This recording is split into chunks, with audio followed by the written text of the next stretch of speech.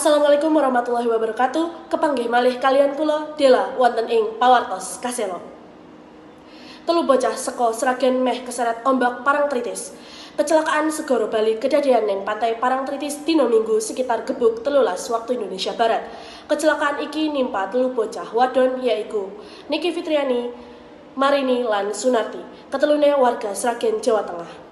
Kronologi kedadian kawitan pas rombongan keluarga saka Sragen Tengah plesiran neng Yogyakarta lan adus neng pantai Parangtritis.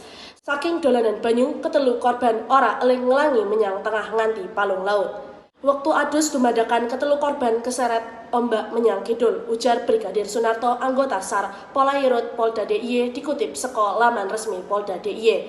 Untungnya korban cepet bisa dievakuasi dadine ora ono korban jiwa jero kedadian iki. Brigadir Soeharto ngelengke kanggo para wisatawan pantai supaya bisa nggatekake tanda lan ngutamake keselamatan wektu nglangi. Cekap semanten pawarto saking kula kathah kalepatan nyuwun pangapunten. Assalamualaikum warahmatullahi wabarakatuh.